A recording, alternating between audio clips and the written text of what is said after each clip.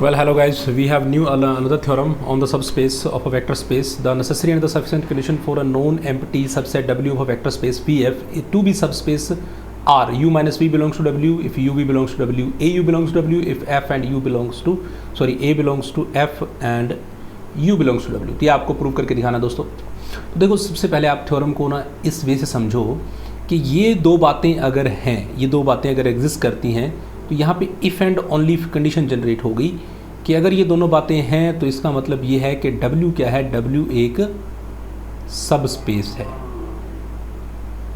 Clear? W एक क्या है, सब स्पेस है. और W अगर सब स्पेस है तो दोनों बातें होंगी. बस ये आपको प्रूव करना है. तो प्रूफ के लिए आपको पहले एक कंडीशन लेके चलनी पड़ेगी. तो मैं सबसे पहले मान लेता हूँ कि W मेरे पास जो है ना सब स्पेस है. ठीक है, तो लेट कर लेते हैं दोस्तों. लेट W इज़ अ, मैं इसको थोड़ा शॉर्टकट में करूँगा, बाकी लैंग्वेज आप अपनी बुक से इजीली देख सकते हैं. तो मैं आपको कोशिश कराऊंगा कि इसको आपको ऑन टिप्स करा दूँ. तो देखो, W अगर सब स्पेस है तो आपके माइंड में आएगा कि W क्या है, क्लोज अंडर एडिशन है और अंडर स्केलर मल्टीप्लिकेशन भी क्लोज्ड है. ये बात तो सबसे पहले हमारे माइंड में आई गई ना. मैं वो लाइन नहीं लिख रहा हूँ. अब देखो दोस्तों, लेट कर लो. लेट कर लिया कि V जो है ना वो W को बिलोंग करता है, मान लेते हैं. इसका मतलब अगर V बिलोंग करता है तो फिर माइनस V भी तो W के पास डेफिनेटली होगा, नहीं होगा? माइनस V W के पास क्यों होगा? क्योंकि W एक वेक्टर स्पेस है भाई, सॉरी एक सब स्पेस है. तो यानी कि वेक्टर स्पेस है, यानी कि उसका हर एक एलिमेंट का एडिटिव इनवर्स तो होगा ही. तो ये बात एग्जिस्ट करेगी. ठीक है, इसके पीछे आप इसका रीज़न यहाँ पे दे सकते हैं कि W एक क्या है, सब स्पेस है. ओके, अब मेरे पास दो एलिमेंट हो गए. इसका मतलब तो मैं इसको ऐसे लिख सकता हूँ कि जी एक तो V एलिमेंट है और दूसरा भी है माइनस V एलिमेंट, और ये दोनों W के पास हैं. कोई दिक्कत नहीं है. इसका मतलब ये हुआ, सॉरी एक U एलिमेंट, माइनस V नहीं, अगेन आप क्या करो, एक U एलिमेंट ले लिया, एक V ले लिया, दोनों W से हैं. अभी आपने कहा कि दोनों के इनवर्स भी इसके पास होंगे, यानी कि माइनस V भी इसके पास तो ऑलरेडी है. तो अब एक एलिमेंट तो मैंने ले लिया U, दूसरा एलिमेंट ले लिया मैंने प्लस करके माइनस V. तो दोनों का एडिशन भी तो W के पास होगा, क्योंकि W एक सब स्पेस है. यहाँ पे रीज़न दीजिए, और इसको थोड़ा अच्छे वे से लिखोगे तो आपको ये लगेगा कि ये बन गया sir U minus V belongs to W, U minus V belongs to W, जो कि आपकी पहली कंडीशन थी. U minus V belongs to W आपको प्रूव करना था, वो आपका प्रूव कर दिया आपने. That's easy way. ओके, अब सेकंड क्या प्रूव करना है जी, A U belongs to W. अब ये तो ऑलरेडी हो ही गया, इसमें तो कुछ करना ही नहीं है. क्यों नहीं करना? देखो कि आपने कहा था कि U इसको बिलोंग करता है, तो अब आप कर लो कि जी A स्केलर जो है ना वो F को बिलोंग करता ही है. तो फिर आप सिंपली लिखो AU बिलोंग्स टू W होगा. क्यों होगा? क्योंकि ये प्रॉपर्टी है स्केलर मल्टीप्लिकेशन. ठीक है ना, क्लोज अंडर स्केलर मल्टीप्लिकेशन ये वेक्टर स्पेस सब स्पेस होता है, तो उस वजह से ये भी हो गया. रीज़न दीजिए यहाँ से, W इज़ अ सब स्पेस.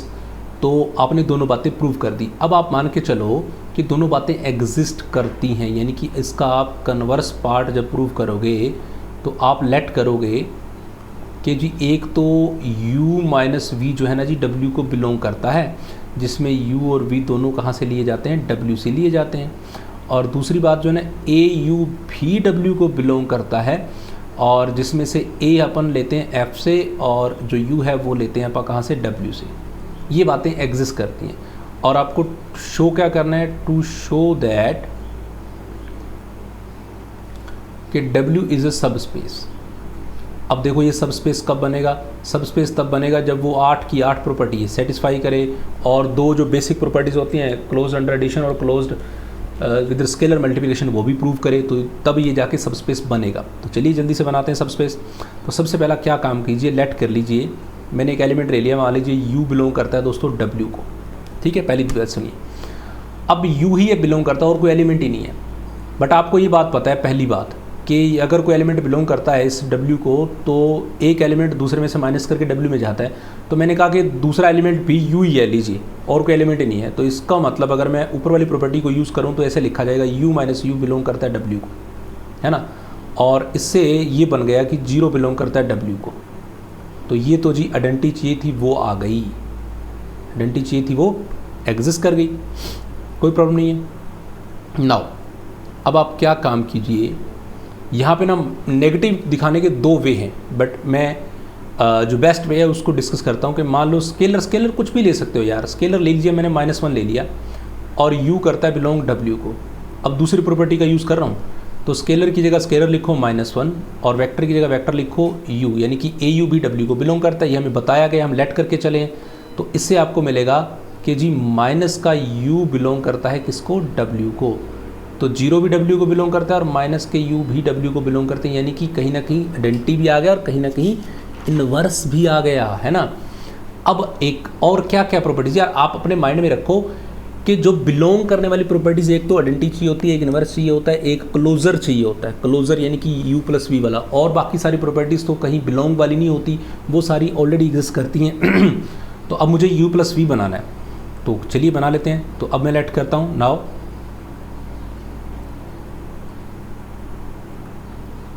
नाउ लेट कर लेते हैं दोस्तों। एक u एलिमेंट बिलोंग करता है w को, और दूसरा v की जगह ना -v ले लीजिए। अब आप कहेंगे सर -v क्यों ले लिया? देखो -v मैं इससे पहले नहीं ले सकता था, पहले मैंने इसको दिखाया है कि हर एक एलिमेंट का इन्वर्स एग्जिस्ट करता है, अब जाके मैं v का -v ले रहा हूँ, पहले नहीं ले सकता था, तो मैंने -v ले लिया। इससे पहले ये मान चुका हूँ कि u और v दोनों w को बिलोंग करते हैं, तो अब मैंने v का -v भी इसको बिलोंग कर लिया। सो अब हमें ये बात पता है कि एक एलिमेंट दूसरे में से माइनस करके w में जाता है, तो एक एलिमेंट ले लो u और दूसरा माइनस कर दो माइनस के v को, और ये कहाँ जाएगा, w में जाएगा। ये बात हमें ऑलरेडी पता है, और इसको थोड़ा अच्छे करके लिखोगे तो बनेगा u+v बिलोंग करता है किसको, w को। तो ये आपको शो हो रहा होगा क्लोज्ड अंडर एडिशन वाला लॉ, और बाकी की जितनी प्रॉपर्टीज़ बच गई बच्चों वो ऑलरेडी होल्ड करेंगी, क्योंकि w एक सब w v के अंदर है, तो जो एलिमेंट w के होंगे वो v के भी होंगे, तो इसलिए बाकी एसोसिएटिव प्रॉपर्टी, कॉम्यूटेटिव और मल्टीप्लिकेशन लॉ सब कुछ एग्जिस्ट करेगा, क्योंकि सारे एलिमेंट्स वही हैं w के जो v के भी होंगे। तो other properties, all other properties will hold in w, क्यों, because they hold in v। Okay, तो हमारी थ्योरम क्या हुई, प्रूव हुई। तो थ्योरम का प्रूफ बहुत डिफिकल्ट नहीं था, बड़ा इजी था।